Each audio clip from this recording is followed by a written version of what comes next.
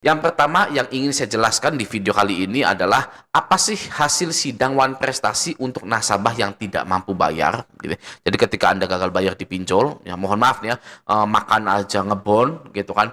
Lalu pinjol ini memanggil Anda untuk sidang One Prestasi, apa hasilnya? Apa sih yang akan terjadi gitu. Oke, yang pertama ya, pengadilan menetapkan nasabah One Prestasi. Artinya, pengadilan menyatakan bahwa debitur telah lalai memenuhi kewajibannya sesuai perjanjian.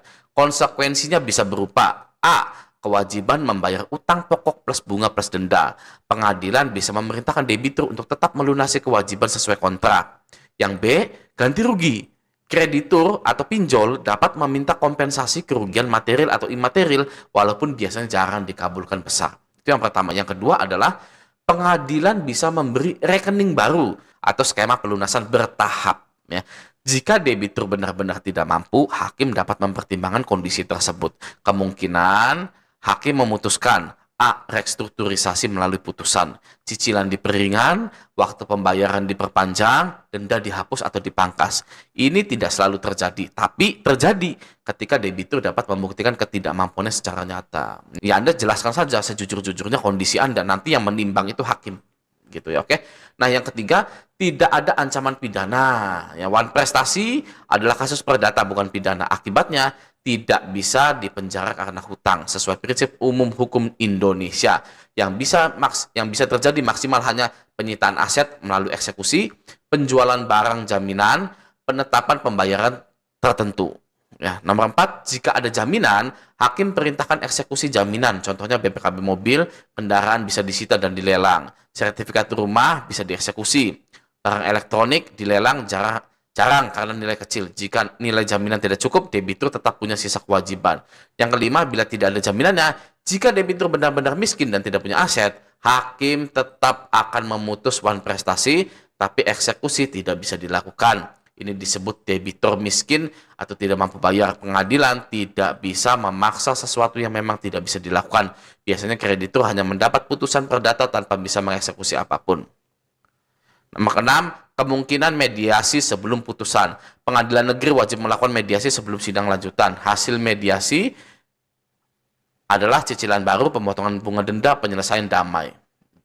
Jika mediasi gagal, sidang berlanjut. Kesimpulan singkat. Nomor 1, ditetapkan One Prestasi. Yang kedua, tetap diwajibkan membayar cicilan atau lunas. Yang ketiga, eksekusi jaminan jika ada. Yang keempat, tidak ada pidana penjara. Yang kelima, jika tidak punya harta, putusan tidak bisa dieksekusi. Yang keenam, bisa terjadi restrukturisasi melalui mediasi. Gitu. Jadi jangan pernah takut guys ya. Semuanya itu ada solusinya ya. Ujung-ujungnya Anda itu nyicil.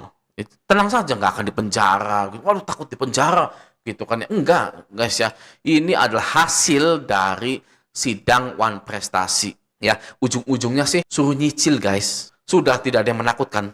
Alhamdulillah gitu ya, semuanya ada jalan keluarnya gitu, oke. Makanya nih saya doakan ya, semoga pintu rezeki Anda terbuka lebar sehingga Anda bisa memperbaiki semuanya, amin ya robbal alamin. Oke, nah yang kedua adalah Anda galbay dipinjol, ya kan totalnya 150 juta, nggak peduli guys OJK itu. Ini salah satu alasannya. Salah satu alasannya kenapa OJK tidak peduli ketika Anda gagal bayar dipinjol. Ya, satu alasannya. Karena gagal bayar itu lumrah. Ya, menurut Anda siapa yang terbesar gagal bayar di bank, di leasing, di pinjol? Itu banyak yang gagal bayar guys.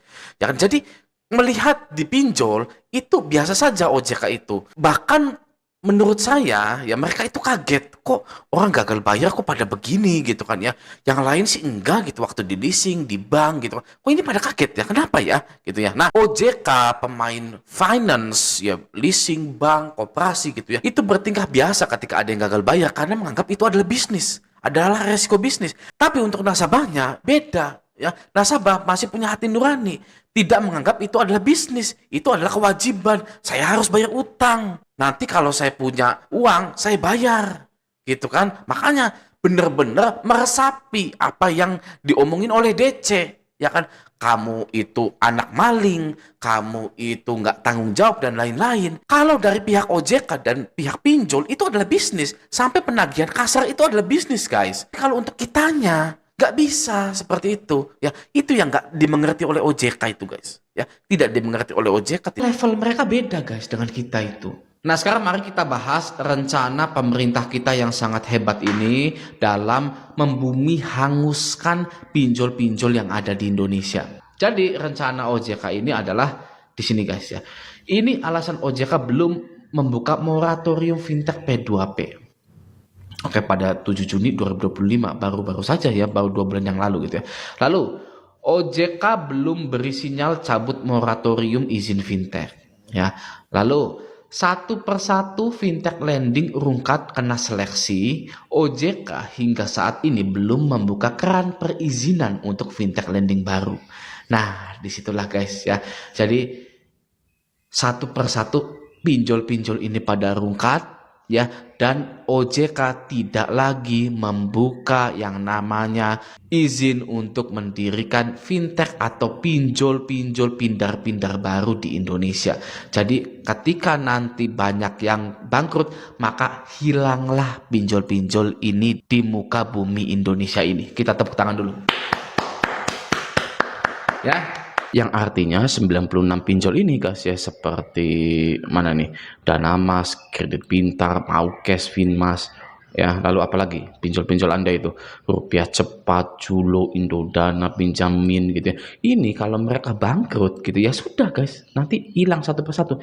96, 95, 94, 93, 92, 91, 90 ya kan.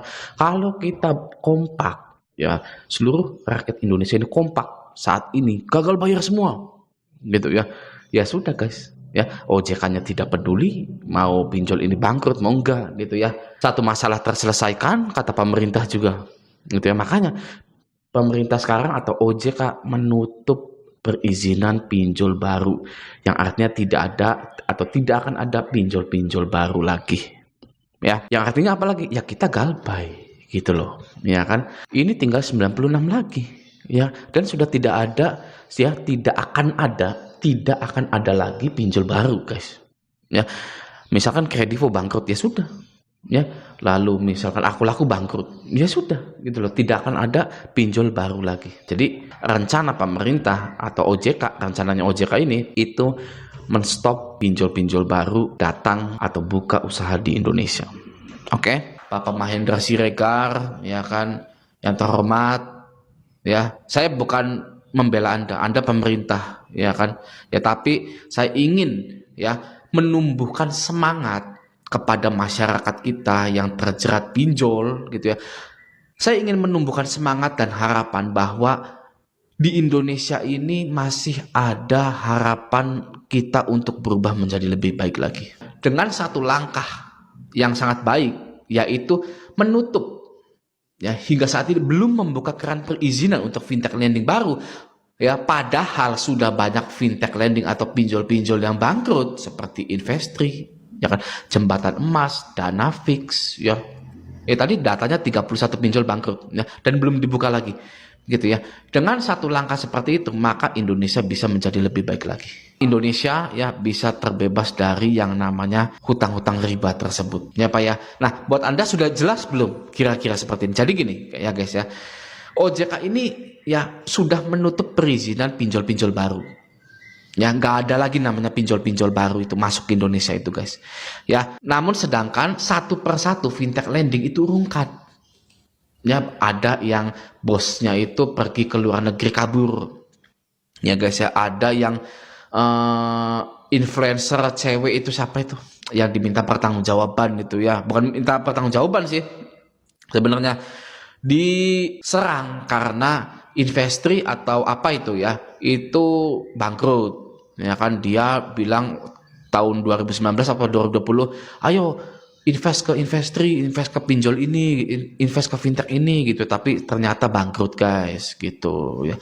Nah itu guys ya, jadi sudah ditutup resmi ya hari ini ya, bahwa tidak ada lagi pinjol-pinjol baru gitu. Oke ya, nah semoga video ini bermanfaat, sampai jumpa di video selanjutnya.